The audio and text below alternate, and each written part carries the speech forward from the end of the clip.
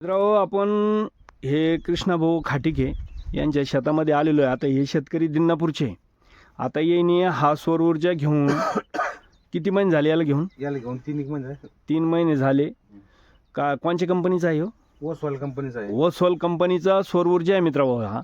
आणि याला 3 महिने घेऊन झाले. त्याच्या 3 महिन्यानंतर तो थोडा 1 महिनाभर चांगला चालला, एक 10 दिवसच आहे की नाही? 10-12 दिवस चांगला चालला समजा. त्याच्यानंतर काय झालं मित्रांनो की ते ऑटोमॅटिक पाणी कमी मारायला लागले. आणि पाणी कमी मारायला लागल्यानंतर यांनी मोटर बी चेक केली, बा काही गुतलंय का काय, ते बी प्रॉब्लेम बघितला.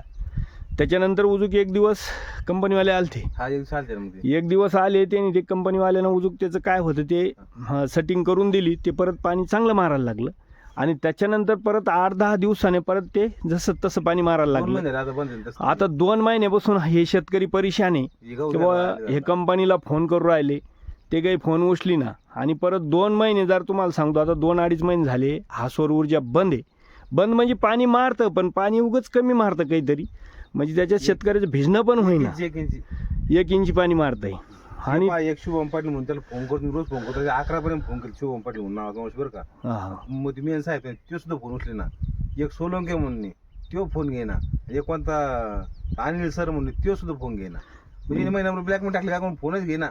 म्हणजे इतकी परेशानी मित्रांनो शेतकऱ्याला. आता शासनाने सबसिडी दिली, याच्यावर 80% सबसिडी दिली शेतकऱ्यांनी. आता याला 32,000 रुपये भरले. लाईन आता पाणी भरू कसं डाळिंब वाढलं त्यानं डाळिंब हो ना. मग आता जे आहे ना मित्रांनो, आता याची जबाबदारी काय आहे की बाबा तुम्ही 4-5 दिवसामध्ये याला नीट करून द्यायची जबाबदारी असते. नाहीतर कंपनीवाल्यांना जर आता पिकाचं जर नुकसान झालं तर कंपनीवाल्यांना ते भरून दिलं पाहिजे किंवा शासनाने त्या लोकांवर कडक कारवाई केली पाहिजे. आता 2-2, 3-3 महिने जर तुमच्या मालाला पाणी जर नाही भेटलं, आणि हे ज्या अशा कंपन्या आहेत, आता ही जी कंपनी आहे ना मित्रांनो, काय कंपनीचं नाव काय म्हणलं तुम्ही? मोसमाल कंपनी आहे. तर वसमाल कंपनीचं जे आहे ना मित्रांनो, याच्या पुढं कोणीही तुम्ही त्याचं घेऊ नका सौर ऊर्जा. कारण ते असं 2-2, 3-3 महिने आपल्याला सर्व्हिस देत नाही. तोपर्यंत शेतकऱ्याचे माल शेतात आपल्या डोळ्यासमोर जळते. हे असताना बी 3 गुंठे गहू झाले. एक एकरमध्ये 3 गुंठे ते पहा, म्हणजे 2 महिन्यापासून त्यांचं गावाला बी पाणी नाही. म्हणजे 1 एकरात 2-3 क्विंटल गहू झाला. आता गहू किती व्हायला पाहिजे होता 1 एकरात? म्हणजे किती फटका बसला फक्त ह्या गोष्टीमुळं मित्रांनो. आणि शासन सांगतंय की आम्ही शेतकऱ्याला सौर ऊर्जा द्यायला आहे. आणि हे असं जर दिलं आहे 2-2, 3-3 महिने जर आपल्याला त्याची सुविधा नाही मिळाली तर काय करायचं? एक तर हे अतिवृष्टी आपल्याला हे सतत चालूच आहे. दुसरं आपल्या मालाला मार्केटमध्ये भाव नाही. आणि तिसरी गोष्ट ही शेतकऱ्याची अशी अडवणूक आहे. म्हणजे पैसे भरून कदर आहे मित्रांनो. त्यासाठी माझ्या सर्व शेतकऱ्यांना हात जोडून विनंती आहे की कंपन्या निवडताना चांगल्या निवडा, ज्या सर्व्हिस देतील तशा कंपन्या निवडा. नाहीतर असे 2-2, 3-3 महिने जर हे सर्व्हिस देत नाही ते भेटणार बरं का. भेटणार मग काय झालं, लई नाही काही नाही म्हणलं, जे असेल ते घ्या बाबा पटकन. मग ते मग घेतलं तर मग ते ताण झाला ना. अरे मग असं बोगस कंपन्या नाही. रात्री 2 वाजता हे करायची. म्हणजे जी कंपनी आली ती कंपनी 5 मिनिटं कंपनी आली. 5 मिनिटं कोणती कंपनी निवडणार आपण? मग त्याच्यामुळे मग जी आली ती पटकन हे धरून घेतली, हे अशी झाले काय. म्हणजे 2-2.5 महिन्यापासून हे असं परेशानी मित्रांनो ही शेतकरीची. आता तुम्ही सांगा, जर असं जर केलंय तर काय त्या शेतकऱ्याचं 2-2, 2.5 महिने कोणचं पीक राहणार आहे शेतामध्ये उभा? पूर्ण जळून खाक होईल. त्यासाठी व शासनाने याच्यावर एक तर काही कडक कारवाई केली पाहिजे.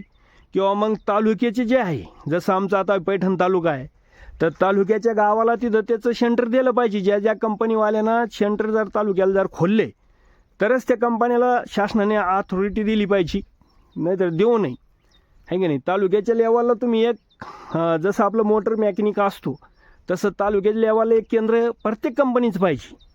म्हणजे शेतकऱ्याला तिथं जाता येईल, तिथं नेता येईल, काय बोलायचं बोलता येईल.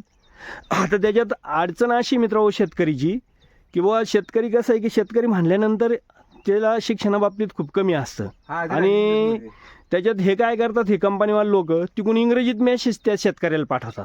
म्हणजे ते एक तर समजत नाही काय म्हणून राहिले काय नाही. म्हणजे त्याच्यासाठी की शासनाने प्रत्येक तालुक्या वाईज याचं प्रत्येक कंपनीचं एक ऑफिस तिथं काढलं पाहिजे. आणि तिथंच त्याचं काय असेल मेंटेनन्स ते तालुक्याच्या गावाला ते झालं पाहिजे. म्हणजे शासनाने याची पण दखल घ्यायला पाहिजे मित्रांनो. नाहीतर या असं जर 2-2, 2.5 महिने जर बंद पडलंय तर शेतकऱ्याने केलेला खर्च पूर्ण वायाला जाणार. आणि याला जबाबदार हे सौर ऊर्जा कंपनी राहणार, आहे की नाही? उद्याच्याला त्या गोष्टी त्या कंपन्यांनी करायला पाहिजे. आणि दुसरं शासनाने बिलकुल याच्यात लक्ष घालून की बाबा मी जसं सांगितलं की तालुक्याच्या गावाला तालुक्याच्या गावाला याची प्रत्येक कंपनीची एक एजन्सी पाहिजे, म्हणजे तिथं ऑफिस पाहिजे. चला, जय जवान जय किसान जय महाराष्ट्र मित्रांनो.